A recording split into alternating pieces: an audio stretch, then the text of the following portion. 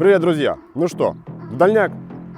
Шучу, конечно. Какой дальняк на незарегистрированном мотоцикле? Но немного мы все же катанем.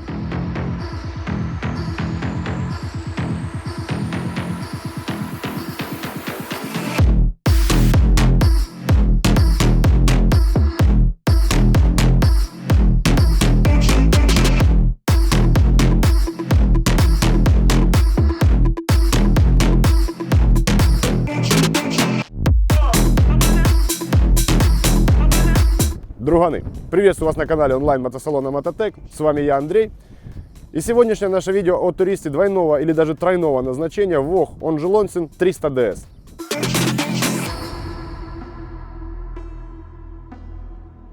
Lonsin, VOG, согласитесь, мало понятно, почему один и тот же предмет может называться по-разному.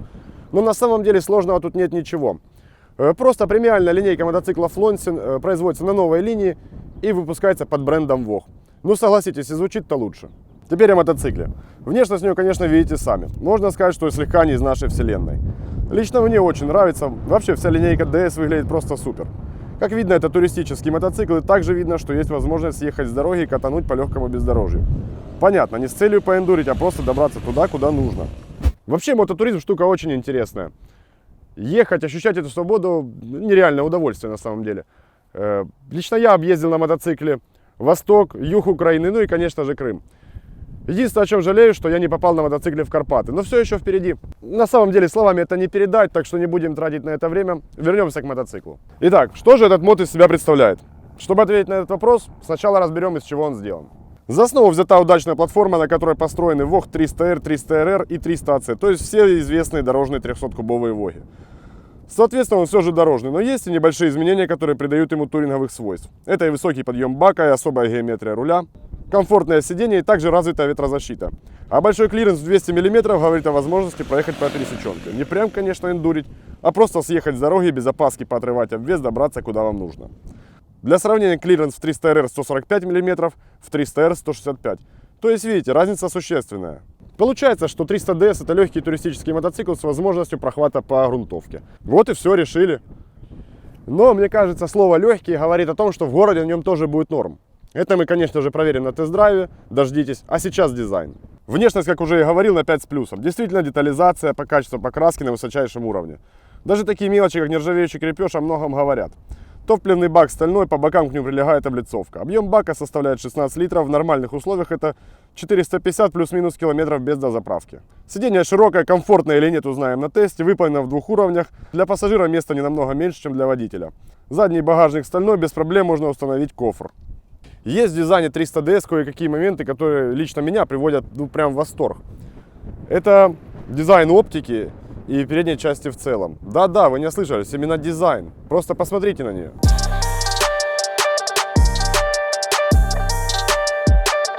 Ну что, правда сильно? Коля, покажи еще раз.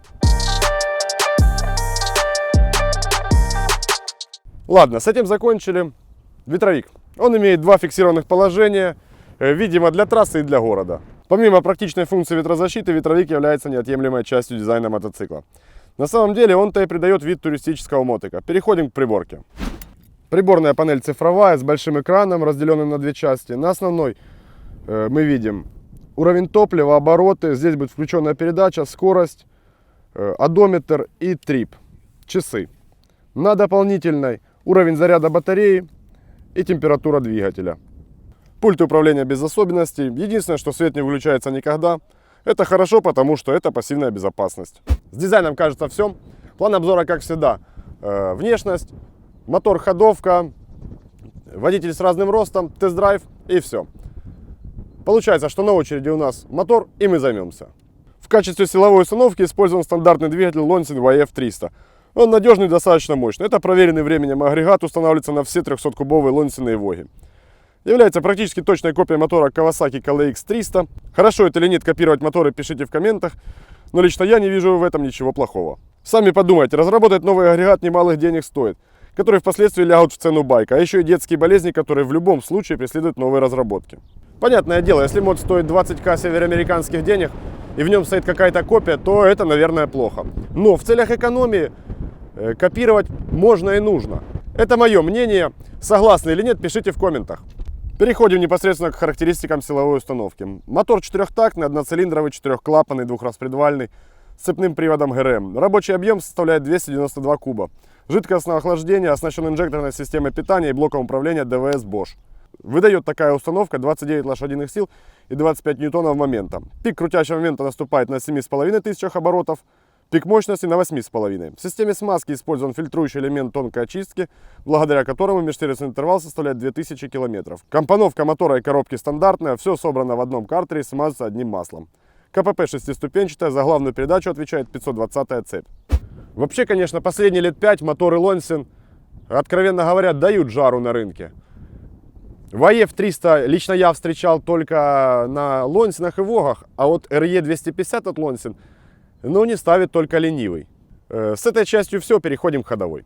Как уже говорил, 300DS построен на дорожной платформе, основой для которой служит стальная рама типа птичья клетка. Во многих обзорах мы обсуждали достоинства этих типов рам. Из основных можно выделить два. Это легкость и жесткость. Наверное, именно благодаря такой раме мотоцикл получился действительно легкий, всего 155 кг. Это сравнимо с весом эндурика с похожим объемом. Мотоцикл стоит на 17-х колесах, передние размером 110 на 70, задняя 150 на 60. Покрышки марки Cardial, не скажу прям Pirelli, но для стоковой резины это уровень. Тормозная система дисковая с двухканальным ABS. Еще 2 года назад наличие антиблокировочной системы в мотоцикле доступного сегмента было чем-то невероятным. Но сейчас видим, что техника дороже 3000 североамериканских гривен в основном укомплектована такой опцией, и это очень хорошо. Подробнее о работе такой штуки вы можете посмотреть в одном из наших прошлых обзоров, ссылка в описании. Переходим непосредственно к подвеске. Задний маятник стальной сложной конфигурации. Моноамортизатор гидравлический, работает через систему рычагов, регулируется только по преднатягу. Передняя вилка перевернутого типа, диаметр пера 35 мм. Кстати, смотрите лайфхак. Как просто и легко инженеры ВОГ решили проблему забрызгивания двигателя от переднего колеса. Оказывается, маленького дефлектора вполне достаточно, чтобы мотор оставался чистым и нормально обдувался. Ну что, друзья, с теорией наконец-то все. Сейчас по традиции водители с ростом 170 и 186 сантиметров. Конечно, звук выхлопа, хотя сразу скажу, он здесь очень тихий. И поедем тестить. Начнем с города, потом трасса и потом легкое бездорожье.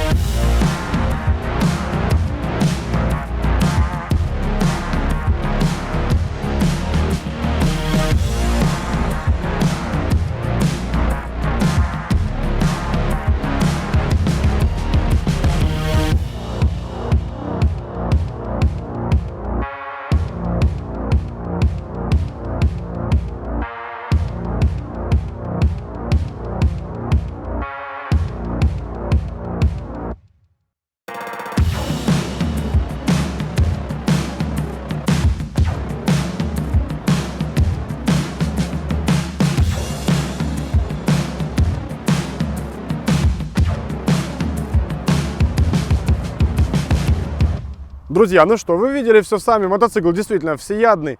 Конечно, основная его стихия — это трасса. Короче, всем спасибо за просмотр. Для тех, кто досматривает ролики до конца, особый бонус в виде промокода со скидкой на эту модель. Он в описании. Там же все ссылки на инсту и фейсбук. Подписывайтесь на канал. Пока!